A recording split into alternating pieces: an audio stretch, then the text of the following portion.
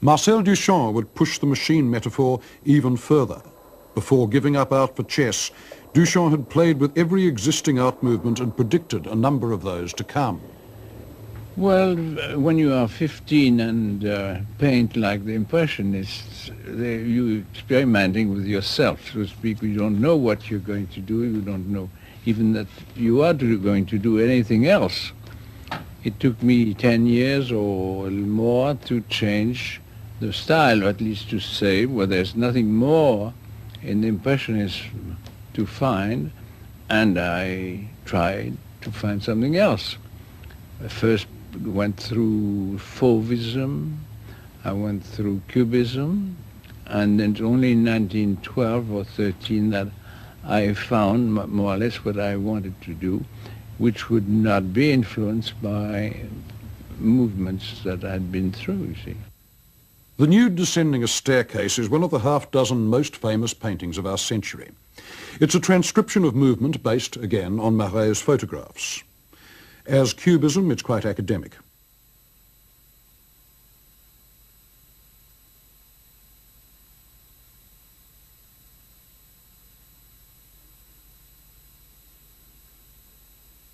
When the American press saw it, it was seized on as a supreme joke. But the Cubists themselves, back in Paris, were not amused.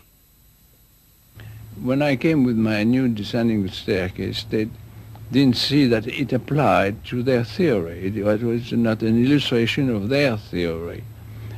And in fact, it had more than Cubism had, that is the idea of movement, which the Futurists had at the same time.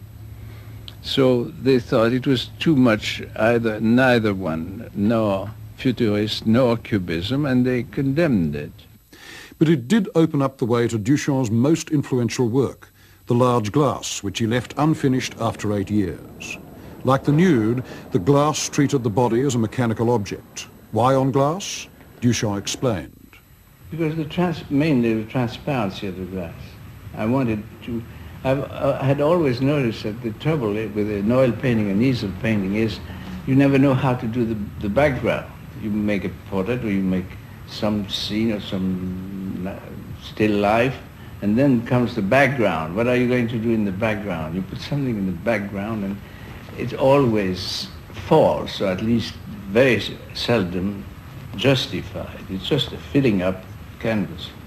With the glass you don't have to do that. The glass is transparent, and you put anything behind you wish, and you change it every day if you wish as well.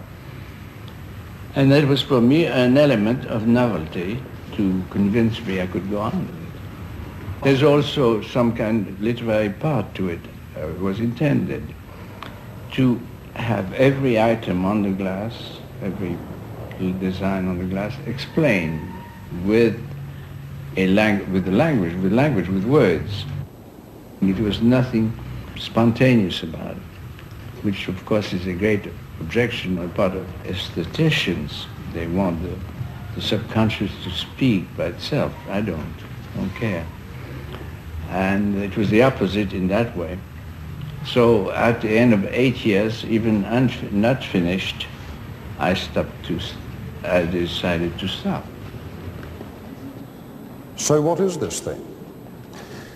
Well, it's a machine, but we'd be better off calling it a project for an unfinished contraption that could never be built because its use was never clear, because in turn it parodies the language and the forms of science without the slightest regard for scientific probability or cause or effect. Supposing that an engineer were to use this thing as a blueprint, he'd be in deep trouble, because the large glass is never explicit, and looked at from the point of view of technical systems, it's simply absurd. The notes that Duchamp left to go with it are the most scrambled instruction manual that you can imagine, but they're deliberately scrambled. For instance, he talked about the thing running on a mythical fuel of his own invention called love gasoline, which passed through filters into feeble cylinders, which activated a desire motor, none of which would really have meant very much to Henry Ford. But this is a meta machine that takes us away from the real world of machinery into that of allegory, with the naked bride up there perpetually disrobing herself in the top half and down below the poor little bachelors in their empty jackets, endlessly grinding away, signaling their frustration to the girl above them. In fact, this thing is an allegory of profane love, which Marcel Duchamp would have us believe is the only sort that is left in the 20th century. Its real text was written by Sigmund Freud in The Interpretation of Dreams, published in 1900. The imposing mechanism of the male's sexual apparatus, said Freud, lends itself to symbolization by every sort of indescribably complicated machinery. But the male mechanism of the large glass is not imposing at all. The bachelors are just uniforms, like marionettes. According to Duchamp's notes, they try to indicate their desire to the bride by making the chocolate grinder turn, and it grinds out an imaginary milky stuff like semen, which squirts up through those rings, but can't get into the bride's half of the glass because of that bar. And so the bride is condemned always to tease, and the bachelor's fate is endless masturbation.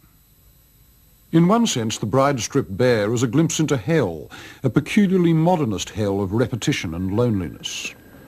But you could also see it as a declaration of freedom, if you recall the crushing taboos against masturbation that were in force when Duchamp was young.